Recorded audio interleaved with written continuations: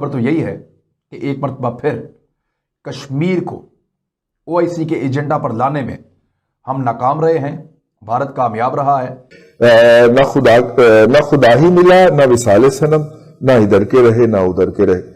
अगर कश्मीर के हवाले से हमारे मौक़िफ़ की तायीद उस तरीके से नहीं करना चाहते तो हमें ये एक डिस्प्यूटेड पॉइंट नहीं बनाना चाहिए। इतनी भी हमारी पोजीशन नहीं है कि हम उसको छोड़ दें और इतनी भी हमारी पोजीशन नहीं है कि हम उसमें बैठ जाएं।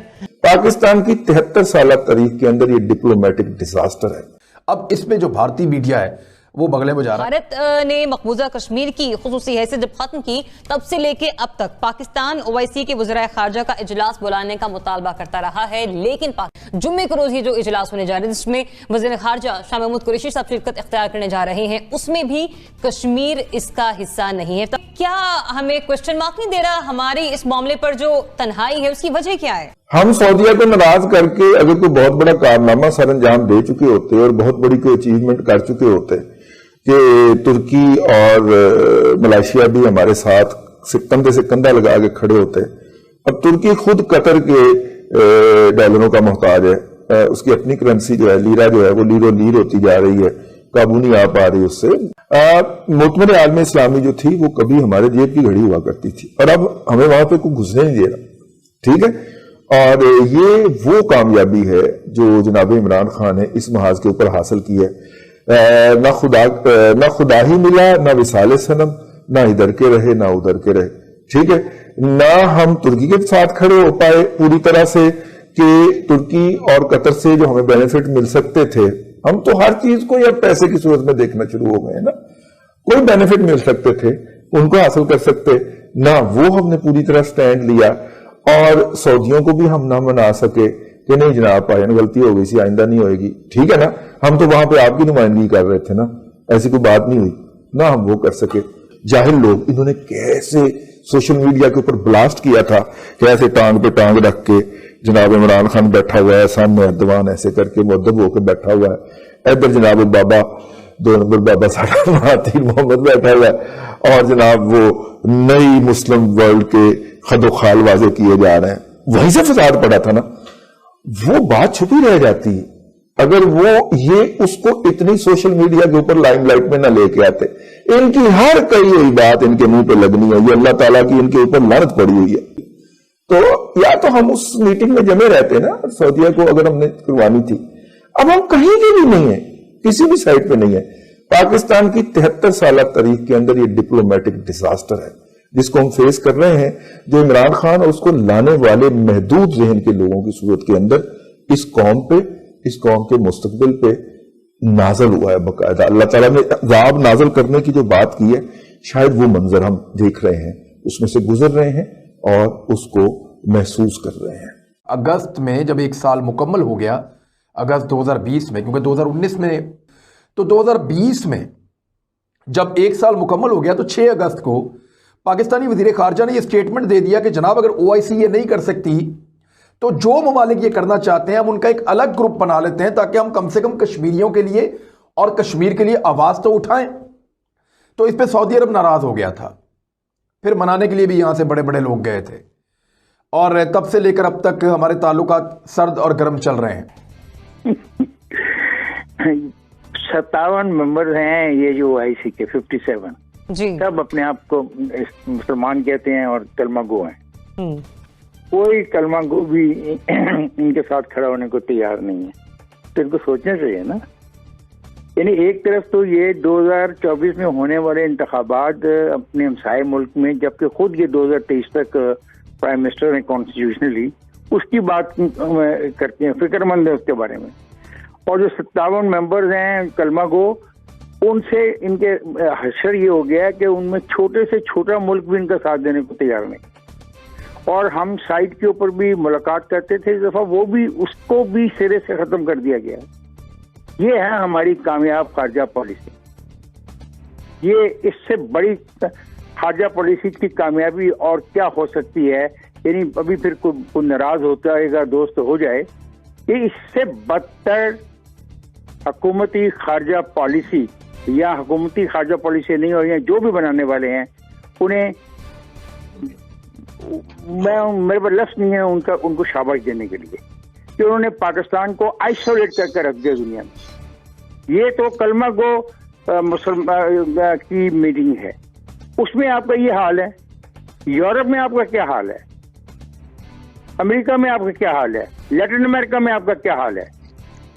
آپ کو کوئی جانتا ہی نہیں ہے, آپ کا کوئی کیس ہی نہیں ہے. آپ کو ماں سوائے ایک دہشت گرد ملک کے, ایک ایسا ملک جہاں پہ منی لانڈرنگ ہوتی ہے, ایک ایسا ملک جہاں پہ چوری ہوتی ہے, کیونکہ یہی آپ اپنے آپ کو پچھلے 2.5 سال سے اور پروجیکٹ کر رہے تھے. آپ کے ساتھ ہے کون کہ فلسطین کے معاملے میں بھی آپ ایکسپوز ہو جائیں گے بڑی برے طریقے سے؟ تو ایسی زندگی کا کیا فائدہ ہے؟ ایسی اسلامی ریاست بنانے کا ہمیں کیا فائدہ تھا 1947 میں, جس ریاست کے اندر آخرکار ہم نے کس قسم کی فارن پالیسی بنانی تھی جس کا اینڈ یہ تھا 370 اور اس کا اینڈ کا دوسرا حصہ ہوگا فلسطین کو تسلیم. جو ہمارا پہلے بھی اختلاف رہا, یہ جو نائجر میں میٹنگ ہو رہی ہے, جی یہ ایگزیکٹلی میٹنگ ہم سعودی عرب سے بہت عرصے سے ان کی التجا کر رہے تھے کہ یہ میٹنگ آپ اگلے سال لے جائیں اور اس میٹنگ کو اسلام آباد میں کروا لیں اور کشمیر کے اوپر بات کروائیں. سعودی عرب نے اس پر آپ کی بات نہیں مانی. جو وے فارورڈ مجھے نظر آتا ہے, ہمیں ایک ریئلسٹک اپروچ اپنانی ہے. اگر سعودی عرب اور یو اے ای اگر کشمیر کے حوالے سے ہمارے موقف کی تائید اس طریقے سے نہیں کرنا چاہتے تو ہمیں یہ ایک ڈسپیوٹیڈ پوائنٹ نہیں بنانا چاہیے.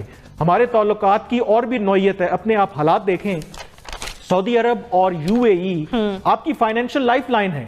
یو اے ای نے ابھی حال ہی میں جو ورک ویزا ہے پاکستان کے لیے اور کچھ اور مسلم ممالک کے لیے بین کیا ہے, اور اگر یہ بین مستقل رہتا ہے تو آپ تصور نہیں کر سکتے کہ اس کا امپیکٹ پاکستان کی معیشت پر کیا ہوگا. پاکستان کو دیکھنا یہ ہے کہ کشمیر جب بھی آزاد ہوگا یا پاکستان کا حصہ بنے گا, پاکستان کو وہ جنگ خود لڑنی ہے. OIC یا کوئی اور ملک آ کے نہیں لڑے گا. اور وہ جنگ آپ کیسے لڑیں گے؟ اگین جب معاشی طور پر آپ مضبوط ہوں گے. کبھی ہم ایک کیمپ میں جاتے ہیں, کبھی دوسرے کیمپ میں جاتے ہیں. ہم ایک بیلنس پالیسی کیوں نہیں بنا سکتے کہ ہم دو طرفہ تعلقات ہر ملک کے ساتھ اپنے مفادات کو سامنے رکھتے ہوئے کریں, بجائے اس کے ہم گئے کہ ہم اس کیمپ میں ہیں یا دوسرے کیمپ میں. یہ ہمیں پالیسی اپنانی ہوگی. اور ہمارا فیلئر اس وقت یہی ہے کہ ہم نے بیسیکلی جو اس کشمیر کے معاملے کے اوپر جو ہمارے بائیلیٹرل ریلیشن شپ اس کو مینج کرنے میں ناکام ہوئے ہیں, اور آج اس کی ریفلیکشن آپ کو OIC میں بھی نظر آ رہی ہے. مزمل صاحب, اب اس میں جو بھارتی میڈیا ہے وہ بغلے بجائے گا بھی, کیونکہ ان کو یہ لگتا ہے کہ ہندوستان ٹائمز نے لکھا ہے کہ Kashmir not on OIC meeting agenda in apparent snub to Pakistan. Pakistan کو سنپ کیا گیا ہے. اور سعودی عرب کا انہوں نے کہا, خاص طور پہ یہاں پہ بولا انہوں نے کہ جب شاہ محمود قریشی صاحب نے تنقید کی تھی تو اس کے بعد سے اب تک وہ اس میں کامیاب نہیں ہوئے. تو پاکستان کے لیے یہ بڑا جو اہم مسئلہ رہتا ہے وہ کشمیر کا ہی رہتا ہے. یعنی جب شاہ محمود قریشی صاحب جائیں گے تو 100% وہ کشمیر کے اوپر بات کریں گے. ہو سکتا ہے ان کی مدد سے کچھ دیگر ممالک بھی کشمیر کے اوپر بات کریں. ترکی بات کر سکتا ہے, ملائیشیا بات کر سکتا ہے, دیگر ممالک کچھ اور ہمارا ساتھ دے سکتے ہیں. لیکن بڑا سوال یہ ہے کہ اس کو ایجنڈا میں شامل ہم کیوں نہیں کروا سکے, اور بھارت نے اس کو ایجنڈا میں شامل نہیں ہونے دیا. وہ کیوں کامیاب ہو گیا؟ جس کی وجہ بھارت کا انفلوئنس تھا, بھارت کا دباؤ تھا. اگر انڈین اخبار غلط لکھ رہے ہیں, گلف میں کچھ غلط رپورٹنگ ہو رہی ہے, ویسٹ میں کچھ غلط رپورٹنگ ہو رہی ہے, تو ترکی پہ آپ ٹرسٹ کر سکتے ہیں کیونکہ وہ ٹھیک بات لکھ دیتے ہیں. اور انہوں نے یہ لکھا کہ organisation of Islamic cooperation snub Kashmir again, یعنی انہوں نے کشمیر کے ایشو کو دوبارہ سے سنب کر دیا ہے. One of the largest diplomatic meetings of Muslim countries will not include a discussion on the Kashmir dispute. جو مسلمانوں کی ایک بہت بڑی میٹنگ ہونے جا رہی ہے اس کے اندر کشمیر کو اور کشمیر کے مسئلے کو ایک ٹاپک کے طور پہ نہیں رکھا گیا. اس میں اس کے اوپر ڈسکشن یا اس کے اوپر بات چیت نہیں ہوگی. اچھا, پھر وہ یہ بتا رہے ہیں کہ پاکستان نے ریکویسٹ کی ہے. یہ ایک اور جو ہے وہ میرے لیے خبر ہے, وہ یہاں پہ موجود ہے. انہوں نے لکھا the OIC host Niger turned down a request by Pakistan to discuss the Kashmir issue. This follows a discussion earlier this year in which Saudi Arabia also refused Pakistan's request to have Kashmir on the agenda of foreign ministers. اس سے پہلے سعودی عرب کو بھی پاکستان نے کہا تھا, منت کی تھی, انہوں نے پاکستان کی بات نہیں مانی اور کشمیر کو ایشو پہ نہیں رکھا.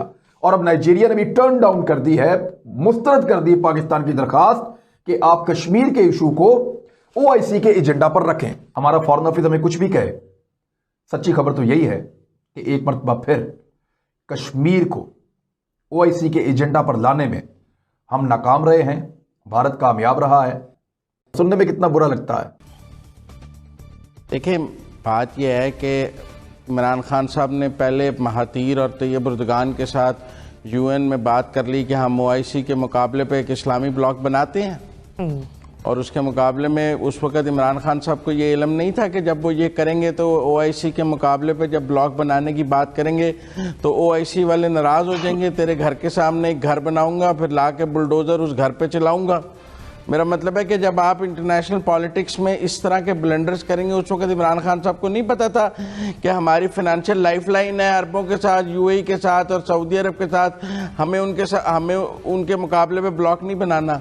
उस वक्त नहीं पता था कि 40 करारदादें OIC में कश्मीर पर पास हो चुकी हैं, हमें उनके मुकाबले पे ब्लॉक नहीं बनाना। उस वक्त ये जो आज हमें सबक पढ़ाया जा रहा है कि OIC बड़ी टूथलेस सी बॉडी है, उसमें हमें नहीं, तो आज आप OIC से में ना जाएं, आप बाइकाट कर दें, आप उसको छोड़ दें। इतनी भी हमारी पोजीशन नहीं है कि हम उसको छोड़ दें, और इतनी भी हमारी पोजीशन नहीं है कि हम उसमें बैठ जाएं। ना हमें वो बिठाने को तैयार है, ना हम छोड़ने की पोजीशन में हैं। कहाँ खड़े हैं? हम कहते हैं नहीं, हम ईरान के साथ चले जाएंगे। जब हम ईरान के साथ चले जाएंगे, तुर्की के साथ चले जाएंगे, फिर हम कहते हैं कि हमें सबसे ज़्यादा रेमिटेंसेज UAE और सऊदी अरब से आती हैं, हाय हमारे वर्क परमिट बंद हो जाएंगे, हमारा ये हो जाएगा। उस वक्त हमें, हमारे प्राइम मिनिस्टर को नहीं पता था कि मैं ये सब कुछ करूँगा तो इसका फॉल आउट क्या होगा।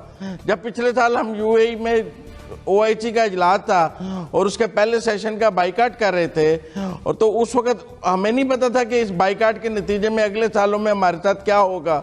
लेकिन तब भी OIC के जो कश्मीर के कॉन्टैक्ट ग्रुप का इजलास हो गया था, सुषमा स्वराज की मौजूद के बाद, और करारदाद हो गई थी। लेकिन हमने आहिस्ता आहिस्ता, मैंने वही कहा कि लव हेट रिलेशनशिप, जो कंफ्यूजन है इमरान खान साहब का फॉरेन पॉलिसी के हवाले से, कि वो एक दिन सोचते हैं कि मैं इन सब से लड़ पड़ूंगा। अब देखें ना, सारे तो नून लीग और पीपल्स पार्टी नहीं है, आप हर एक को शरीफ फैमिली और जरदारी